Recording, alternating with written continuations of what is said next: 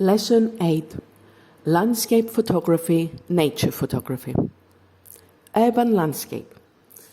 Urban scenes aren't always considered landscape photos, but they certainly count as one. From bustling big cities to sleepy small communities, urban landscapes are a subject of landscape photography well worth exploring. So what do we need to consider when making art in the human jungle? Consider leading lines. Leading lines are a fundamental element of photographic composition. This technique implements natural and man-made lines in your image to lead the attention of your viewer. The iconic urban landscape photograph of a busy neon-colored road leading to a major city is a classic example of this. Our eyes catch first the colourful line of cars in the foreground and naturally follow them downtown.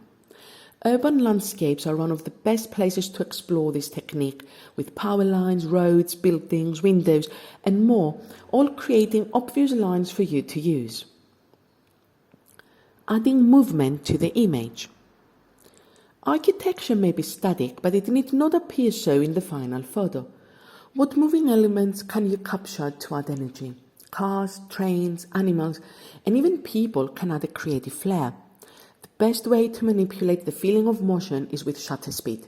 This works especially well with a city landscape image where the perspective is big and bustling, even if it's a quiet day. I can slow the shutter speed of my camera to create a blurred motion from objects passing through the frame. How much I slow the shutter speed depends on the motion of the object. Change your perspective. Adjusting the photographic view beyond that of head height can drastically alter the flavour of a particular view. You might try looking down from up high onto a beautiful square, or instead of getting a standard shot of an interesting building, tilt the camera to add a quirky feel. Walking right up to the building and pointing your camera straight up gives emphasis to the height of structures like skyscrapers. Artistic angles can also become apparent from this. Look for reflections. The combination of water and architecture is a well-worn trope in cityscape photography, but that doesn't mean you should never do it. Symmetry and reflections tend to evoke a sense of awe for some reason, and such opportunities are abound in our cities.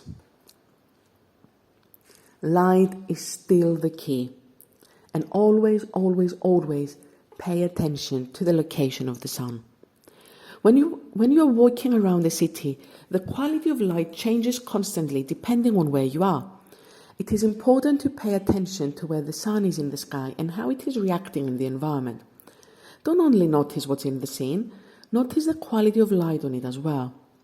Longer focal lengths are useful for capturing the details of building and street scenes. Be aware that they also tend to flatten pictures, but wide-angle lenses are great for capturing the big picture, and they tend to give a bigger depth of field, which can add interest and a nice feel to your shots.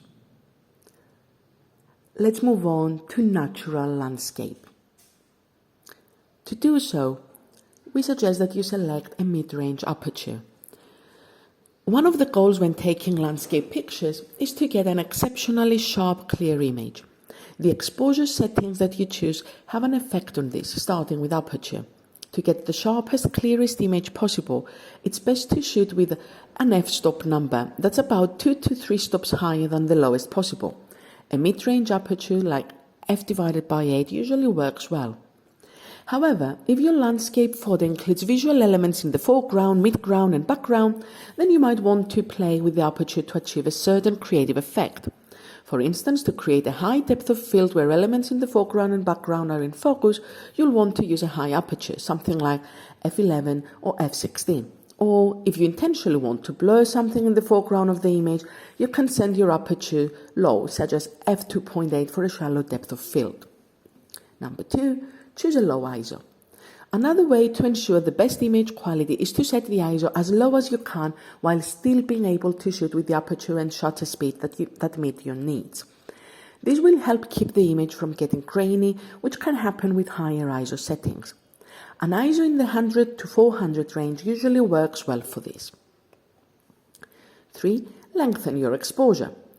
Long exposures are a great way to get creative with your shots, allowing for motion to come alive in your photos. This is especially apparent with moving water. To achieve this look, you will need a DSLR camera. Take a moment to slow down your shutter speed, usually down between 5 and 30 seconds long. Waterfalls, beach shows and other subjects benefit from this technique. Don't forget a tripod or you'll end up with blurry photos. Don't have a tripod? It's okay, you can still try to stabilize your camera on a steady rock in a pinch of a moment. Look wider with a wider angle lens. For those larger than life places and spaces, use a wide angle lens. Nature photography covers shooting flora and fauna. This means plants, flowers and animals photographed in their immediate environment. For nature photography, as with everything else, we need to pick the right lens. In general, you'd do best to use a lens with a longer focal length. This could be a zoom lens with a wide aperture. This is for two reasons. First, you'll want the longest reach possible. Some nature photography subjects, such as animals, will involve some distance. This way you can observe and photograph without disturbing them. Second, we'll want to provide a sharp image of our subject against a creamy blurred background. This will make the subject pop. To do this, you need to understand the foreground and background distances. Use a lens with a wide aperture such as f1.4, 1.8 or 2.8. When shooting nature photography, zoom in and crop close on your subject. This could be tree bark, a leaf, the forest floor, a lizard skin, whatever inspires you and you want to capture. There is a whole new world waiting for you when you look closer. For an even closer look, use a macro lens.